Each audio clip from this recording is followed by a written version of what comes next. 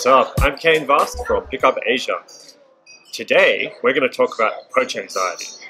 So firstly, what is approach anxiety? Basically, it's a state that you go into when you see a hot girl and your brain locks up, it shoots up your cortisol levels, which is the stress chemical, and it basically says, you're a retard, don't talk to her, something's going to go wrong. Now, everyone sort of has this when they start doing pickup. I mean, I've met a few people who didn't, but generally that's because they were already really highly socialized, or they're very conditioned for this already. So it's a normal thing. The first thing you should do is understand what it is. I'll just explain that in a very brief way. You could research it if you want. Understand what it is. And the second thing is just accept you're going to have it. So no being perfect, no being James Bond or some Italian stallion with the perfect lines, $1 million mouthpiece, doing everything perfectly. Forget that. Just accept that sometimes your approaches are going to be pretty average. Sometimes you're going to be average. And that's okay, because the girl doesn't need you to do everything perfectly. You just need to be slightly better than the other guys who are trying to hit her up. Now, how do you deal with it? Well, I don't think there's one solution for every single person, despite what various other pickup companies who talk about drawing state from within might tell you. The biggest thing is this. Figure out what is possible for you in that moment. So, alright, if it's difficult for you to go and approach a girl by yourself and talk to her for whatever amount of time, you're making it too big and you have to small chunk it down. So don't talk to her. Just go and stand next to her. And once you can get close to girls, you can start opening your mouth and letting sounds come out, right? Now maybe you can't do that for 10 minutes in the beginning. That's fine. You don't need to do it for 10 minutes. Do it for 30 seconds. Just use an opener. If you have some opener you think is really high pressure, like let's say you don't like going direct and going up and saying, oh, hey, you're really beautiful, I just had to talk to you, blah, blah, blah. Maybe that's too high pressure for you. All right, ask something simple like directions. It's not perfect, but it's getting the ball rolling. And that's really way more important than you trying to do some perfect thing and say the perfect opener and being 100% perfect in every way. Just forget about that. You just want to start getting it done. Now, even if you go up and you suck and she rejects you and that's all bad, the key thing is you are taking action. You're moving forwards. And that's what's going to bring you success. So, as for dealing with your emotions in your body, there are a variety of ways you can make things a bit easier. One in particular I like to suggest is music. So for me, I like to listen to a lot of different types of music, and usually I'll listen to stuff that gets me pumped up, or stuff I think is good fun when I'm going to go and approach chicks. Now, I will tell you, the more you approach, the more you will numb yourself to this, and this is called progressive desensitization. Now, the more you do that, you'll feel less approach anxiety. Well, that's at least been the case for me and a lot of other people I know. So that's the good news. It'll get easier as you do it more. I don't have to listen to music before I go and approach, but it is something I like to do because we have a lot of emotion that is inherently tied to music. We can bring out different musically based emotional states, and that will make you feel better about approaching because you won't be focused on your emotions and feelings in that moment. You'll be focused on the music. And then when you roll up to the girl, you just pull your headphones out and say whatever you're going to say, right? Your attention's been locked onto music rather than you feeling bad and you starting that negative, bad self-talk of oh, I'm terrible, I suck in all these ways. The other problem a lot of people have with approach anxiety is that they don't know what to say. And what's happening here is that they go, all right, hot girl, I want to approach her, mind goes blank. And I think that's typically because your brain goes into this weird sort of fight or flight mode. And obviously you're not going to go and fight the girl. I really hope you're not.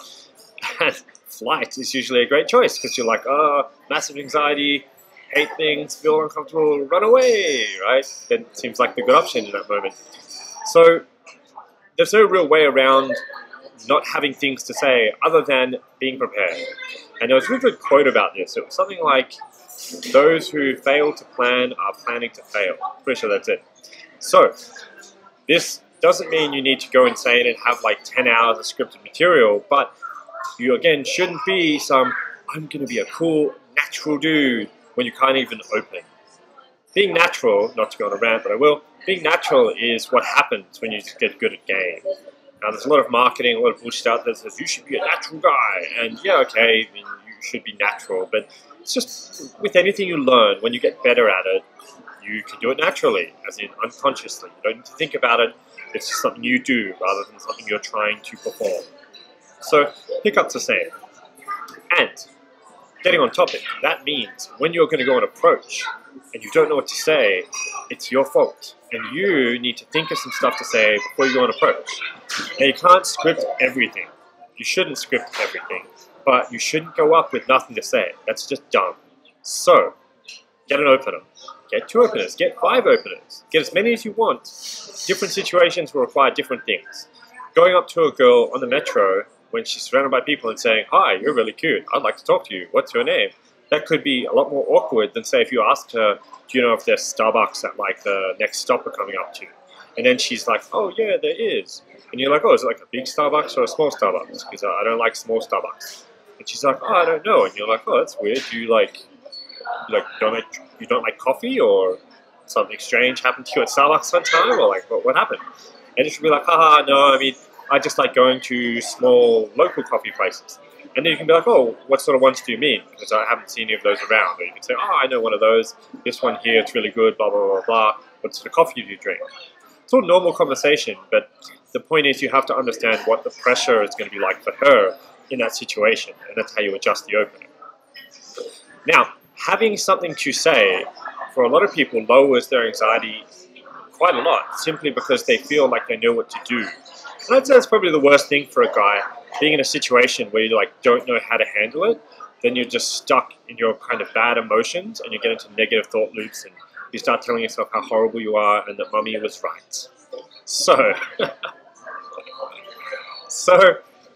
when it comes to approach anxiety, get some music going. I mean, if nothing else, you're going to put your attention in the right place.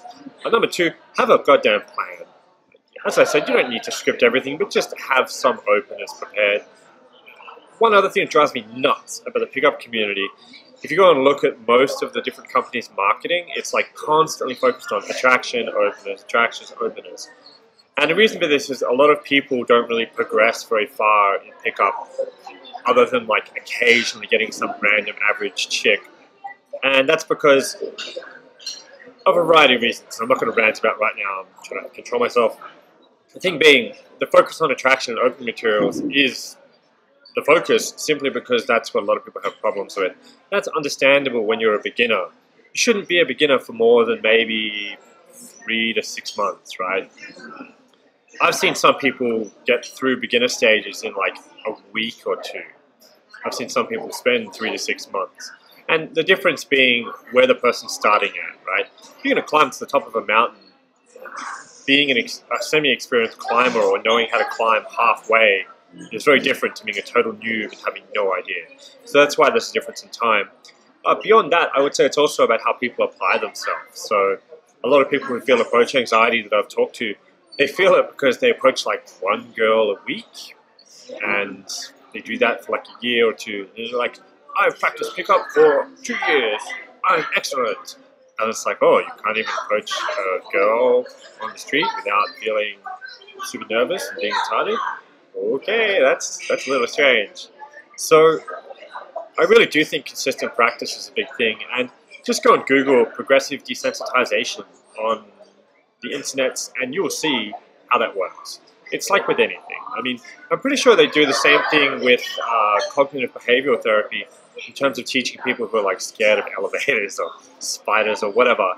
You don't just immediately like, shove a spider in their face and be like, right? Although it would be funny, or push them in an elevator and be like, give it up, bitch. Yeah. You show them maybe a picture of a spider, or you ask them, all right, well, you're scared of elevators, like, how close can you go? I mean, you can't go in an elevator, sure, but let's say you can go within 20 meters. Okay, so stand within 20 meters. And then next week you can go 10 meters, right? So you progressively desensitize yourself to whatever the negative thing is. And with pickup, it's great. Something we do with our students, although we don't like usually tell them we're doing this, so don't tell them. If you're one of my students, forget I told you this. Men in Black scanny thing, right? So one thing we do is we teach them something called BT spikes. And there's a particular way of making jokes or comments or conversation with girls that causes girls to have really good reactions. And the reason we do this is that when you go and approach girls, if you're expecting rejection, then yeah, you're going to have a lot of anxiety, and what you say is probably going to suck. So if we give you very particular things to say and do that almost guarantee success in the beginning, getting the girl to have a good reaction, the girl's not going to reject you because she's having a good reaction, she's having fun interacting with you in the first like 30 seconds. And most importantly, you're training yourself to have good experiences and feelings and all that about the situation. So if you're going to approach girls and then they laugh and have good reactions, your mental association with this situation, yourself, your self-worth in terms of how you perceive yourself, all of this changes because you know you can go up and cause good reactions with girls. Now initially, I'd say for a lot of people when they do this, it's like being able to like push a magic button that causes good reactions. So I think there's like a stage or 3 that people go through when they learn this. And then the initial one is just like you're pushing a button. So you don't actually interpret it as you being cool. But as you do it more and you stop relying on, let's say, canned material or the same BT spikes, and I'll throw you one for free. One, you can roll up and ask girls, if you ask them, do they speak the local language? So let's say you're in China, right? You roll up on a girl and you're like, hi, do you know where Starbucks is? And then she says, oh yeah, it's like over there, blah, blah, blah. And you're like, oh, 1 minute, 5 minutes, how long to get there? And she tells you. And then you're like, oh, one more question. Do you speak Chinese? And she'll be like, yeah, of course I do. And you'll be like, sure, really? Come on. And you have to have this delivery. If you're just like, are you sure? Really? Come on. Then you're an autist and she's just going to not get what you mean because your face and your emotions aren't there. So being an autist is okay, but you want to deliver well.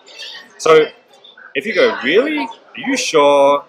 Maybe you're Mexican, right? That's a BT spike. And that's generally going to make the girl laugh because it's a funny, kind of unexpected thing to say. Now, when you do this, you're saying something that I've told you to say. So you might not mentally associate that with you being cool. But here's the key point. The better you get at BT spiking, and the more you do it, the more you're going to come up with yourself. So a lot of my BT spikes I've learned either from, let me think how many sources. Myself, other people. Yeah, okay, 3 sources. One would be myself. I've like thought of stuff. So I'll see a girl wearing black and white, and I'll ask her if she's a zebra, right?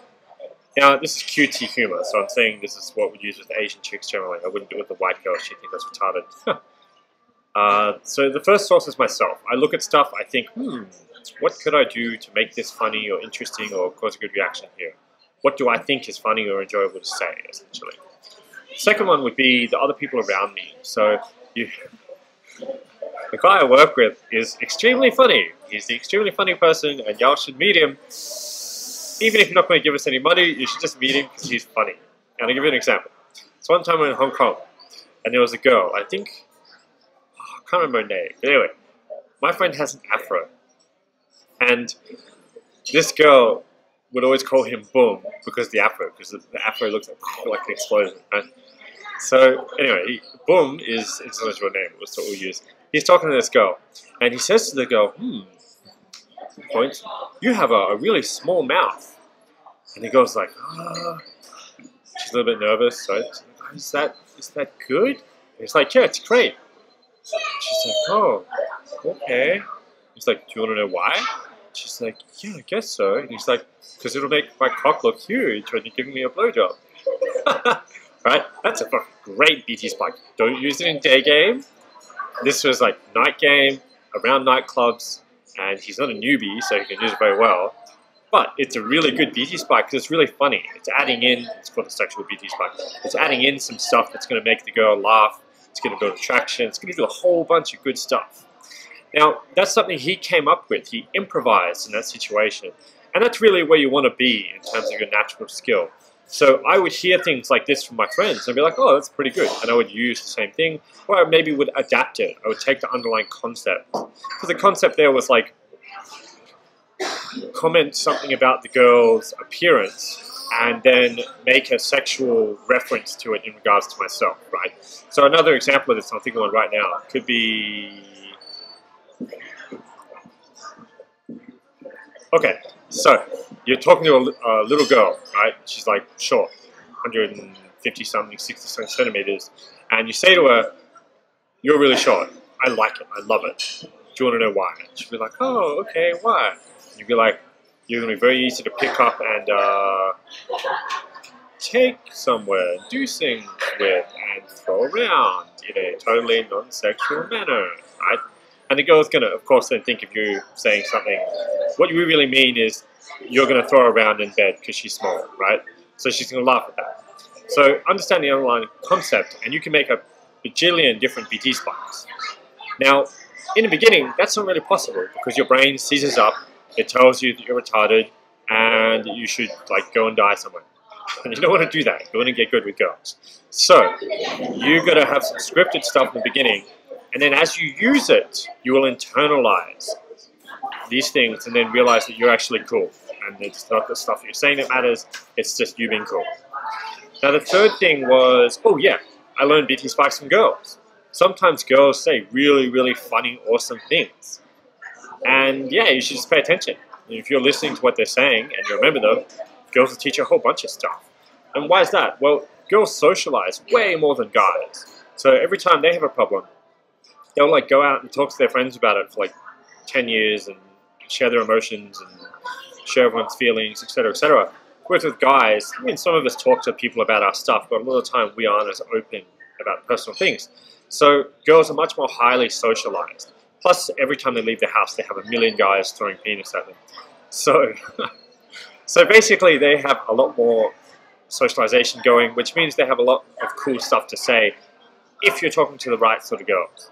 I'm not talking about girls who watch like Korean dramas and sit at home in onesie dinosaur outfits and do nothing. So yeah, that's where we're at for approach anxiety. Basically, y'all just gotta get out there and deal with it.